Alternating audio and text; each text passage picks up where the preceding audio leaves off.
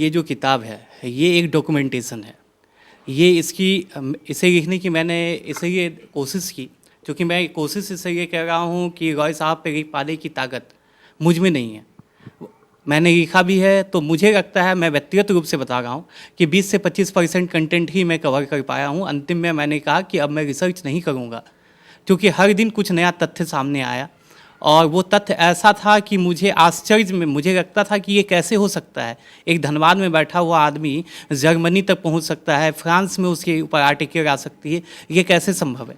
तो ये जो किताब है इसके अंदर रॉय का जो साम्यवाद है, रॉयवाद जिसे हमने रायवाद नाम दिया है, तो उसे बताने की कोशिश की गई है कि जिसके अंदर आदमी जो है वो सबसे सेंटर में है और उन्होंने जो आंतरिक उपनिवेशवाद की बात की थी उसे बताने की कोशिश आज के युवाओं को की गई। तो ये 50 सालों में उन्होंने झारखंड के लिए क्या किया और झारखंड आंदोलन को किस तरह से उन्होंने फ्रेम किया, ये पूरी तरह से बताने की कोशिश की गई है। आज के डेट में जो नए युवा हैं, हम जैसे जो 25-30 साल के युवा हैं, उन्हें पता भी नहीं है कि ए.के. राय, विनोद बिहारी महतो और शिबू सोरेन ये तीनों एक साथ मिलकर आगे आए थे और तीनों ने आंदोलन किया था। इस किताब से इतर जितना ए.के. राय को लोग पढ़ते समझते हैं या जानते हैं, जेएमएम के प्रति उनकी राय जो थी, और इस किताब में जेएमएम की थोड़ी आलोचना दिखती है।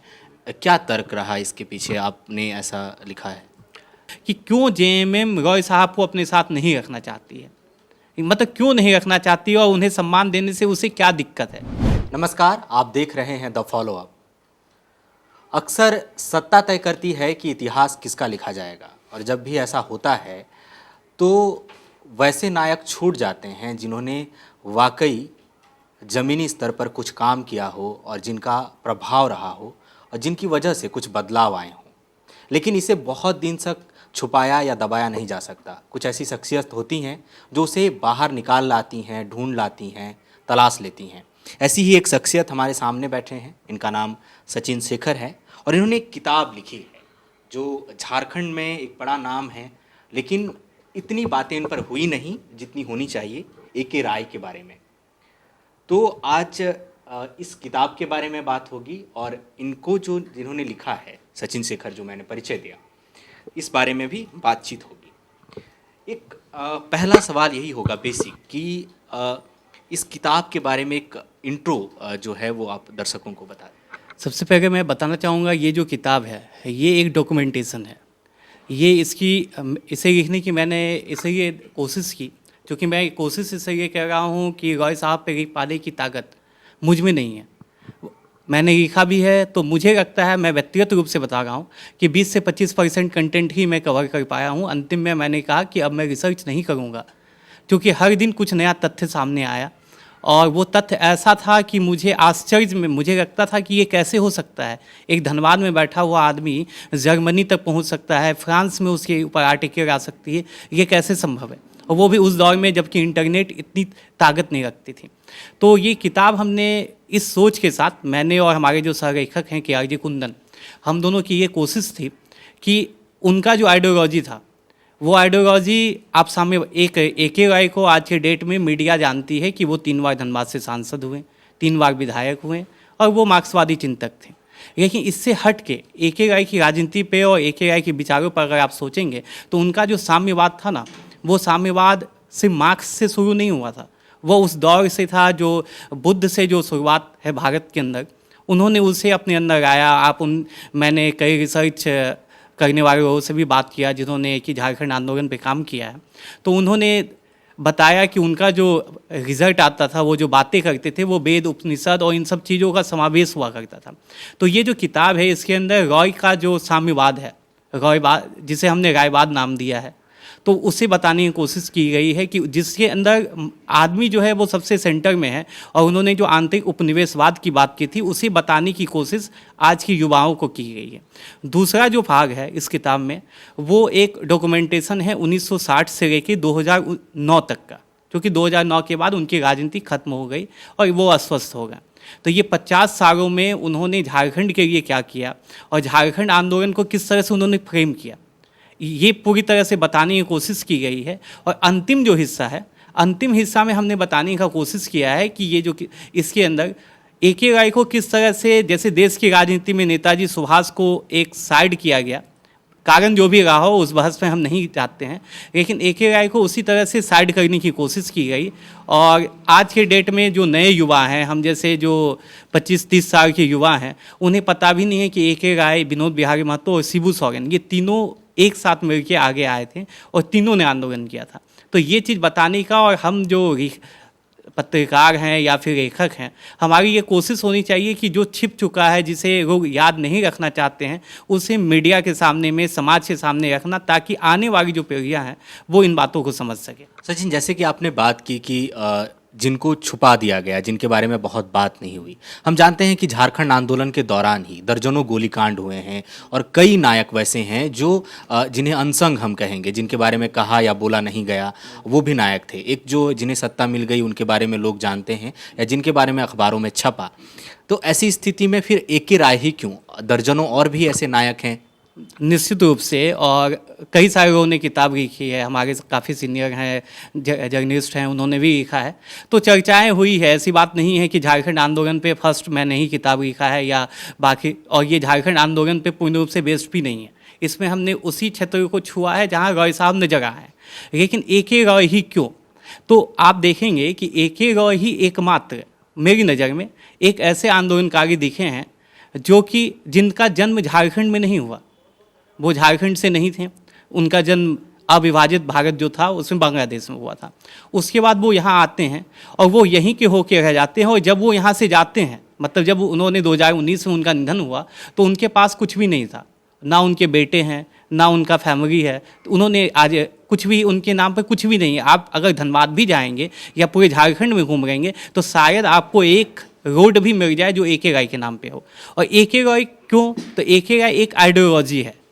उन्होंने आज अगर शिबू सोरेन, जैसे झारखंड मुक्ति मोर्चा की बात होती है, झारखंड मुक्ति मोर्चा ने 2017 में धनबाद की मैथन में एक सम्मेलन किया था, जिसमें उसने बताया था कि वाम जनवादी सोच है झारखंड मुक्ति मोर्चा की। हालांकि मैं इससे इत्तेफाक नहीं रखता हूँ, लेकिन उनका घोषणा है कि वो वाम जनवादी हैं। तो ये जो वाम जनवादी जो सोच है ना, ये वाम जनवादी सोच AK राय और विनोद बिहारी महतो की देन थी। ये बात को मानने में मुझे नहीं लगता है कि पुराने जो मतलब JMM के लोग हैं वो भी इस बात को मानते हैं। और आइडियोलॉजिकली उन्होंने, अभी भी आप पूर्वांचल के गांव में जाएंगे, जिन्होंने कभी साम्यवाद को देखा नहीं है, जाना नहीं है, मतलब पढ़ा नहीं है, उन्हें कुछ नहीं समझ में आता है, वो भी लेनिन की बात करेंगे, वो भी रूसी क्रांति की बात करेंगे। जब तक रॉय साहब जिंदा थे तो धनबाद में हज़ारों की भीड़ जुटती थी रूसी क्रांति के नाम पर, और रूसी क्रांति के दिन वहाँ सम्मेलन होता था, बातें होती थी। और इनका आंदोलन जो था ना, वो आंदोलन आज तक AK राय का आंदोलन हिंसक नहीं था। उस समय में, उस दौर में नक्सलवादी आंदोलन हुआ, बहुत सारी चीज़ें हुई, लेकिन कभी भी AK राय के ऊपर ये चीज़, तो ये अपने आप एक अनोखा प्रयोग था। वो गांधी के करीब भी थे, सुभाष के करीब भी थे, और बहुत हद तक वो भगत सिंह के करीब भी हो जाते थे। तो मतलब वो कार्बन कॉपी किसी का नहीं है। आपको किसी भी राजनेता को देखेंगे तो आपको महसूस होगा कि ये राम मनोहर लोहिया के विचारों पे हैं, या फिर आप बहुत सारे हैं या गांधीवादी हैं। लेकिन AK राय जो है ना, वो अपने आप में संपूर्ण थे। तो अगर कोई संपूर्ण है तो संपूर्णता को लाने की कोशिश है। एक जो आम अवधारणा है कि साम्यवाद हैं या जो साम्यवादी हैं वो राष्ट्र या देश के परे सोचते हैं, उनकी अवधारणा में ये नहीं होता, एक सीमित भौगोलिक जो सीमा है वो नहीं है। फिर किताब का नाम इंडियन कॉमरेड क्यों है? देखिए, ये जो है ना अवधारणा, ये हम आपसे माफ़ी चाहूँगा, ये बात भारत के अंदर ऐसी बातें हो गई है कि साम्यवाद जो है वो राष्ट्रवाद, मतलब राष्ट्रवाद तो दूसरी बात हो जाती है, लेकिन वो देश के विरुद्ध है, समाज के विरुद्ध है, धर्म के विरुद्ध है। लेकिन आप देखिए, वियतनाम को देखिए, रसिया को देखिए, चाइना को देखिए, जहाँ भी क्रांति सफल हुआ है ना, जहाँ भी साम्यवाद अपने मूलभूत स्वरूप में जहाँ पे इम्प्लीमेंट हुआ है, जिसने भी सत्ता तक पहुँचा है, वो जो है ना, वो साम्यवाद में राष्ट्र को भी ऊपर रखा गया है, राष्ट्र वहाँ पे पीछे नहीं है। AK राय का जो विचार है, AK राय ने भी राष्ट्र में भारत को, उन्होंने अपनी किताब में भी भारत को बहुराष्ट्र वाला एक देश बताया। उन्होंने कहा कि यह महाराष्ट्र है, इसे आप छोटे छोटे राज्यों में विभाजित तो कर सकते हैं, लेकिन उस विभाजन पे भी उन्होंने सवाल किया है। और उन्होंने कई जगह इस बात का जिक्र किया है कि भारत में अगर आप राष्ट्रीयता की जो बात है ना, उसको सही अर्थों में समझने की कोशिश है। उन्होंने लिखा भी है कि जो मैदानी सभ्यता है उसका शोषण किया जा रहा है, समुद्री सभ्यताओं के कई बातें उन्होंने लिखी है, उस पर कई काम करना बाकी है। लेकिन AK राय जो इंडियन कॉमरेड कहने का ये अर्थ है कि वो देशज, झारखंड की अभी स्थानीयता की बातें होती है, तो उन सब चीज़ों को सबसे पहले अगर किसी ने उभारने की कोशिश की तो वो रॉय साहब थे। एक सवाल ये भी है कि आप, ये मैंने किताब में पढ़ रहा था और इसका एक हिस्सा जो है उसमें साम्यवाद की आपने आलोचना भी की है, कई मसलों पर आपने निशाना साधा है। अब AK राय भी साम्यवादी थे, उनकी जो पॉलिटिक्स थी उसके आधारित रही, तो इसका क्या औचित्य है, तर्क क्या था? हाँ देखिए, होता क्या है, रॉय साहब कम्युनिस्ट थे, साम्यवाद में कहीं कमी नहीं हो सकती है, कोई भी विचार जो है वो उसके अंदर कमी नहीं है, साम्यवादियों में कमी हो सकती है। तो साम्यवादियों में जो कमी है ना, जैसे अभी आप अगर किसी भी कम्युनिस्ट कार्यकर्ता से, जो भी एक्टिविस्ट है या जो भी मेहनत कर रहा है, उससे अगर पूछेंगे कि आप अपने 5 लोगों का नाम बताइए जो कि आपकी, जिन्होंने कि देश के अंदर वामपंथ को मजबूत बनाया, वो 2-3 नाम जाते जाते वो पीछे हट जाएंगे और सीधे वो माओ से तुंग पे पहुंच जाएंगे, लेनिन पे पहुंच जाएंगे, कार्ल मार्क्स पे पहुंच जाएंगे। और यही आलोचना की सबसे बड़ी चीज़ है। हमने, हमारे देश में पिछले 100 साल हो चुके हैं लगभग CPI की स्थापना की। इस दौरान कई ऐसे देशज ग्रुप हुए, झारखंड के अंदर AK राय हुए, छत्तीसगढ़ के अंदर शंकर गुहा नियोगी हुए, इन सबको लोग याद नहीं करना चाहते हैं। और ये पूरा का पूरा देशज जो स्वरूप है, इस देशज स्वरूप को बताने की कोशिश नहीं हुई। और यही कारण था, जैसे कि बहुत सारे ऐसे चीज़ है जिसको कि टारगेट नहीं कर पाते हैं हमारे वामपंथी जो साथी हैं वो, इसलिए जैसे झारखंड राज्य आंदोलन की बात हो तो CPI और CPM जैसी जो पार्टियां थी वो झारखंड स्टेट का विरोध करती थी, लेकिन AK राय ने इसका विरोध नहीं किया। तो ये सब कारण है जिस कारण से आपको आम जनमानस जो है उसकी भावनाओं को समझना होगा। राज्य स्केल पे बातें तब होती है जबकि आप शुरुआत कर पाएंगे। अगर आप शुरुआत ही नहीं करेंगे और आप उलझ जाएंगे धार्मिक भावनाओं में, तो धार्मिक भावनाएं जो है ना, हाँ, किसी भी चीज़ को अगर आप आज़ादी की बात करेंगे, धार्मिक स्वतंत्रता की बात करेंगे, या फिर आप कहेंगे कि धर्म को ख़त्म होना चाहिए, ये अच्छी बात है, ये होनी चाहिए, लेकिन वो अंतिम चरण की बातें हैं। पहले तो शोषण की बात होनी चाहिए, रोटी की बात होनी चाहिए। अगर दुर्गा पूजा का त्यौहार हुआ है, उसमें 2 लोग जाकर के अब समोसे बेच के ही पैसे कमा रहे हैं, अगर दुर्गा पूजा होगा नहीं तो आप उन्हें डायरेक्ट इससे नहीं रोक सकते हैं कि तुम मत मनाओ। वो एक सोर्स ऑफ इनकम है। तो रॉय साहब भी इस चीज़ को समझते थे और उन्होंने उस क्षेत्र में काम किया जिस क्षेत्र में धर्म को लेकर वो काफ़ी सजग थे। आप देख सकते हैं कि अभी जो उनका क्षेत्र था वो अभी जो राइट विंग वाले हैं उनका सबसे मजबूत केंद्र माना जाता है। अभी भी 5-6 लाख वोटों से हमारे सांसद जीते हुए हैं धनबाद में। तो उन्होंने उस क्षेत्र में टारगेट किया और वहाँ पे धार्मिक उन्माद नहीं हुआ जब तक वो थे। तो धार्मिक उन्माद को टारगेट करने के लिए, उसे रोकने के लिए सब चीज़ों को उन्होंने एक सूत्र में बांधने का कोशिश किया और उसमें उन्होंने कभी भी देश में मतलब फिजूल के जो मुद्दे हैं उससे बचने की उनकी कोशिश है। जो आपने एक बात की, जैसे कि जो अब का लेफ्ट है वो सैद्धांतिक ज़्यादा हो जा रहा है चीज़ों को लेके, जैसे आपने कहा कि धर्म का नाश हो ये वगैरह, और जो बेसिक मूलभूत मुद्दे हैं वो कनेक्ट नहीं कर पाते आम लोग। तो आपने जैसे जिक्र किया है कि वो लाल झंडा उन्होंने हमेशा उठाया, और लेकिन जो भाकपा और माकपा है इनकी राजनीति से AK राय की राजनीति थोड़ी अलग रही। तो इसकी क्या वजह रही? क्या यही सैद्धांतिक जो अंतर है? नहीं, सैद्धांतिक अंतर जो है ना, साम्यवाद के सोच के मुद्दों पे कभी अंतर नहीं था। जब देशव्यापी हड़ताल होता था मजदूरों का, किसानों का या अन्य मुद्दों पे, या फिर जब जनता पार्टी की गवर्नमेंट बनी या 3 बार वो सांसद हुए, कभी भी उन्होंने वामपंथियों का विरोध नहीं किया। लेकिन कई ऐसे मुद्दे आए, जैसे कि इमरजेंसी का टाइम था। इमरजेंसी के समय में पूरे बिहार में, अविभाजित बिहार में, एक भी मार्क्सवादी विधायक नहीं थे जो कि छात्र आंदोलन के समर्थन में थे। वो फर्स्ट AK राय हुए जिन्होंने कि बिहार विधानसभा से रिजाइन दिया। उनका कहना था, इससे पहले CPI जो थी, CPI बिहार छात्र आंदोलन को बुर्जुआ बता गई थी। उसका कहना था कि ये जो आंदोलन है ये पेड है और इसकी कोई ज़रूरत नहीं है। लेकिन AK राय ने कहा नहीं, इसे हमें टारगेट, तो हमें होता क्या ना, हमें स्पेसिफिक होना होगा, हमें मुद्दों पर गहराई से सोचना होगा।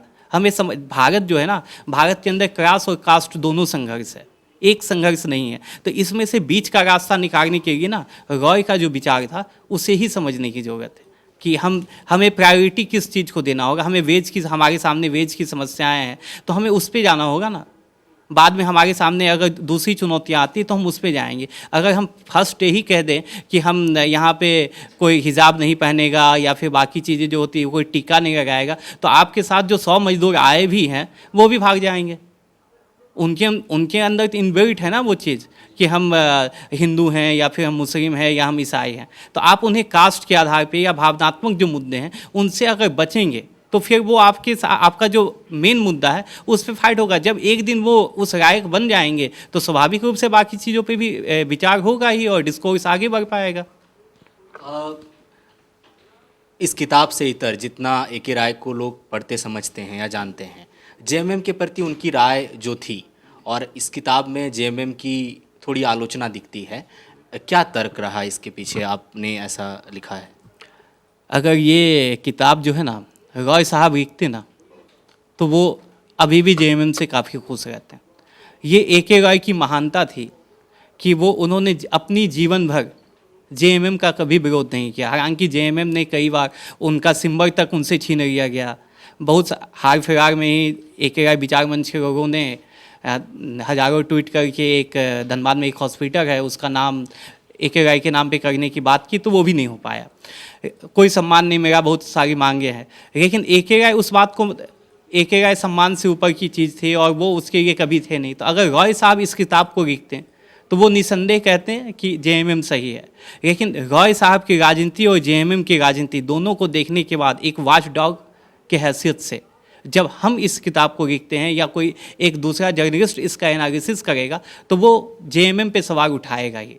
और ये चीज़ जेएमएम के लिए आत्मचिंतन का विषय है कि आपके लिए जो एक आइडियोलॉजिकल जो आपको मजबूती प्रदान करने वाला इंसान था उसे आपने साइडलाइन क्यों लगाया है।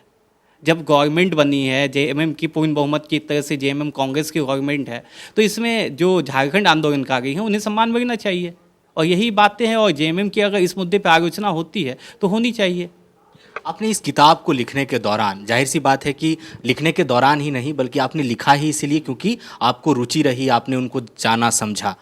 अभी जिस तरह के मुद्दे झारखंड में चल रहे हैं, चाहे वो खाद्यान्न आधारित नियोजन स्थानीय नीति की बात हो या जिस तरह से भाषा विवाद पर दो पक्ष आमने सामने खड़े हैं वो पक्ष हो, आप जितना समझते हैं ए.के. राय को, अगर वो इस समय होते मौजूदा वक्त में, उनकी क्या राय होती इस विवाद पर? रॉय साहब जो मतलब उनका हमेशा ना समावेश, उन्हें कहा ही जाता था कि बाहर से जो लोग आए हैं और झारखंडी जो हैं उसके बीच में वो एक ब्रिज का काम करते थे, वो कनेक्शन थे।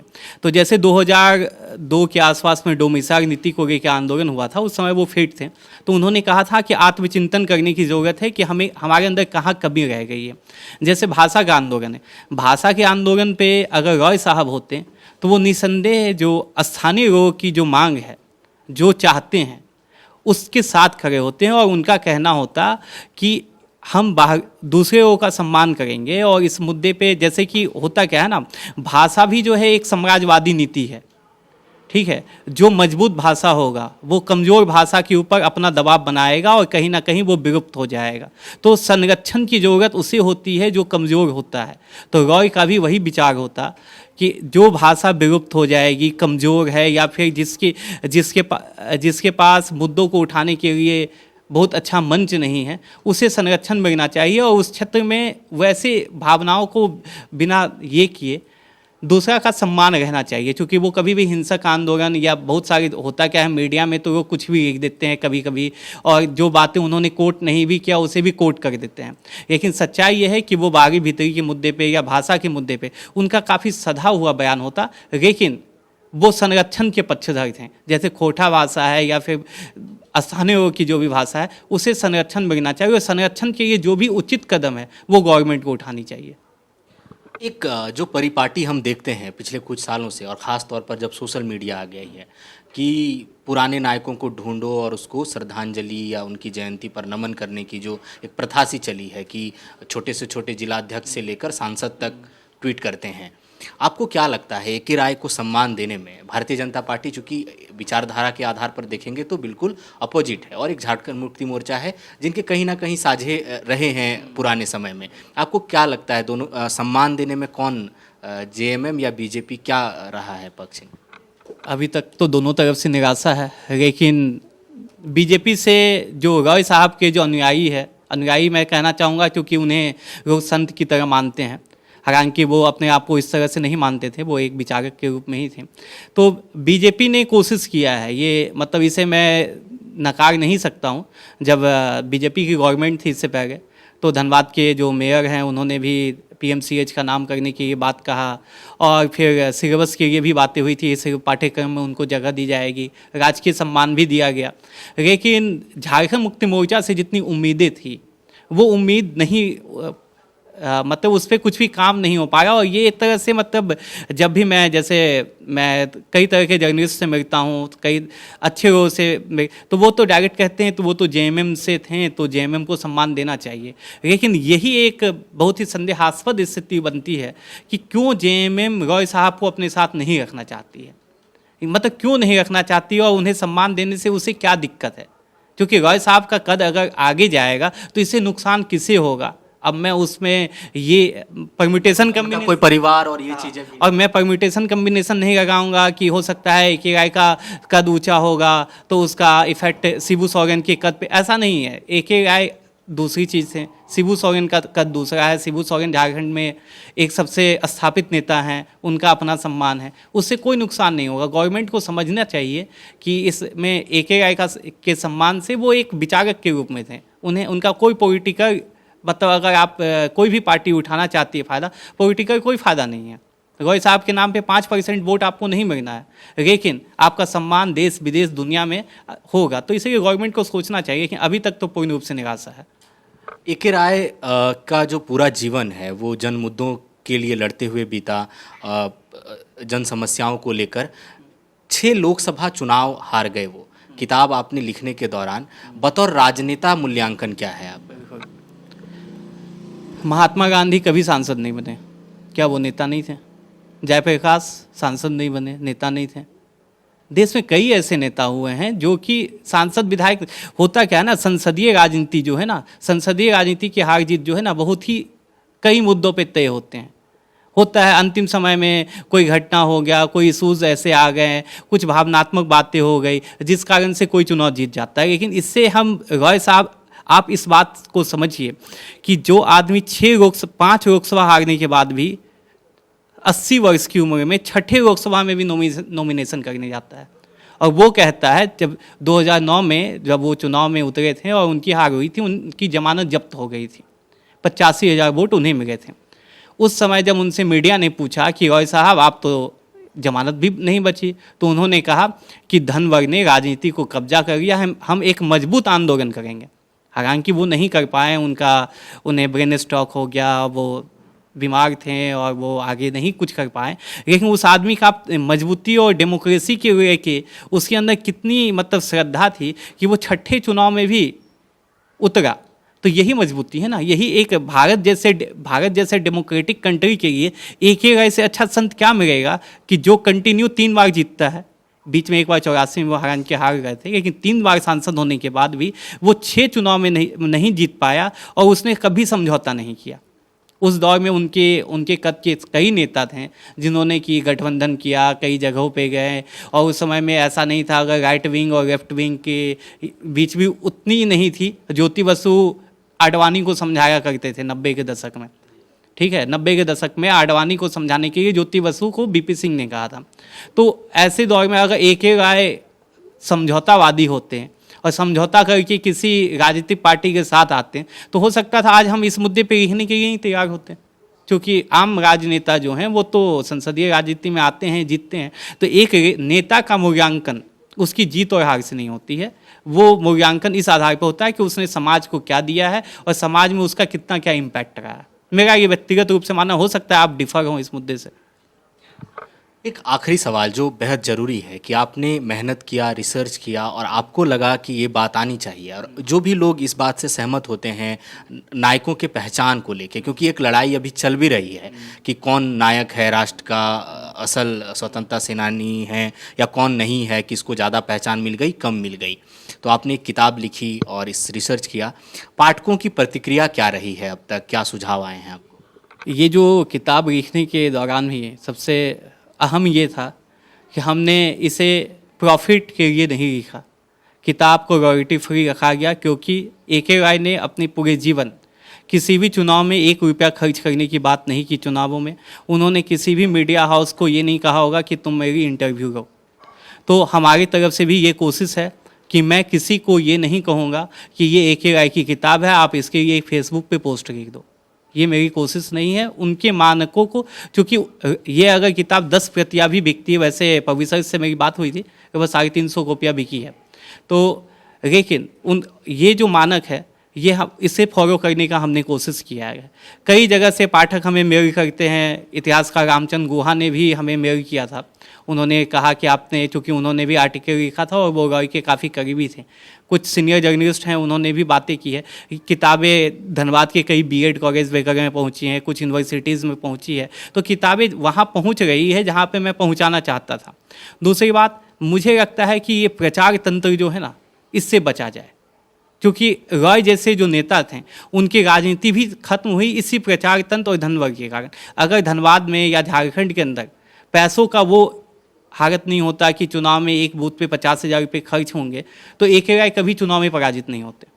तो इसलिए, और यही चीज़ अगर साहित्य में आ जाए, किताबों में आ जाए कि हम 2-4 सेमिनार करेंगे, हम किताब बेचेंगे, तो फिर तो वो बातें ऐसी हो जाएगी कि फिर जो मुद्दे हैं, जो ज़मीन के मुद्दे हैं, वो हट जाएगा ना। तो हम अपने लिए ना सही, लेकिन जिसके ऊपर हमने किताब लिखा है उसके विचारों को फॉलो करते हुए मेरी कोशिश रही है कि मैं व्यक्तिगत रूप से बस बता दूंगा कि ये किताब है, आपको ज़रूरत हो आप पढ़ सकते हैं। मैं अपनी तरफ से ये कभी नहीं कहूँगा कि आप इसे प्रमोट कर दो, प्रमोशन नहीं करना है। A.K. राय को यहाँ की राजनीति में और एक जननेता के तौर पर भी उचित सम्मान दिलाने को लेकर, और दूसरा ये कि जो अगली पीढ़ी है उसको एक ऐसे नायक के बारे में पता चले जिन्होंने वास्तविकता में संघर्ष किया, मूल्यों से समझौता नहीं किया, आपकी क्या अपील होगी सरकारों से? क्योंकि आखिरी जो जगह मिलनी है वो कहीं ना कहीं एक औपचारिक वहाँ से मिलनी होती है। हाँ, 2 साल पहले की लगभग बात है। A.K. राय विचार मंच करके धनबाद के युवाओं ने एक संगठन बनाया, जो कि बौद्धिक रूप से, ये पूर्ण रूप से गैर राजनीतिक संगठन है। इसकी मांगे हैं कि झारखंड का जो स्कूली पाठ्यक्रम है उसमें A.K. राय के जीवनी को दिया जाए। दूसरी बात, A.K. राय के नाम पे धनबाद में किसी अच्छे संस्थान का नामकरण हो, जिससे कि आने वाली पीढ़ियों को पता चले कि A.K. राय कोई थे। रॉय अगर स्वयं होते तो वो इसे कतई स्वीकार नहीं करते, वो नहीं मानते, लेकिन हमारा कुछ कर्तव्य बनता है, इसलिए हमारी मांग है। केंद्र सरकार से भी मांग रही है कि रॉय साहब को मरणोपरांत कम से कम पद्म भूषण सम्मान से सम्मानित किया जाए, धनबाद रेलवे स्टेशन का नाम A.K. राय पे किया जाए। लेकिन इन सब मुद्दों में ऐसी बातें हैं, अब कितना क्या संभव है नहीं है, तो हम लोगों की कोशिश है कि उनका जो काम है उसे संभाल के, डॉक्यूमेंटेशन करके, उनकी बातों को बचा के आने वाली पीढ़ियों तक पहुंचाया जाए। एक ना एक दिन इतिहास जो है वो सबके साथ न्याय करता है, न्याय करेगा ही। जब अंबेडकर हमारे साथ थे तो अंबेडकर को चुनाव नहीं जीत पाए अंबेडकर, लेकिन आज अंबेडकर की प्रासंगिकता तेज़ी से बढ़ रही है। तो मुझे उम्मीद है कि रॉय साहब की भी प्रासंगिकता झारखंड में मजबूती से बढ़ेगी और आने वाली जो पीढ़ियाँ हैं वो उनसे इंस्पायर होगी। सचिन, इस पूरी बातचीत के लिए और इस किताब को लिखने के लिए, एक जननायक की कहानी, उनकी जीवनी को सामने लाने के लिए बहुत शुक्रिया। Thank you. तो ये जननायक A.K. राय के बारे में एक किताब है, सचिन शेखर ने लिखी है, और बहुत ज़रूरी है कि जिन नायकों ने मूल्यों से समझौता किए बिना, सिद्धांतों से समझौता किए बिना और जन मुद्दों को लेकर, जो मूलभूत समस्याएं हैं उनको लेकर संघर्ष किया हो, उनके बारे में अगली पीढ़ी जो है जाने, समझे और उसे आत्मसात करने की भी कोशिश करे। फिलहाल इजाज़त दीजिए। सहयोगी ऋषभ गौतम के साथ मैं सूरज, द फॉलो अप, रांची। तुमने तैयारी कहाँ से की? NIBM से। मैं NIBM को बधाई देता हूँ। आप जो सपना देख रहे हैं उस सपने को हम दोनों मिलकर पूरा करेंगे। NIBM विवेकानंद विद्या मंदिर स्कूल एक CBSE affiliated English medium coed school है। हम शिक्षा के साथ संस्कार देते हैं। thefollowup.in, like, share and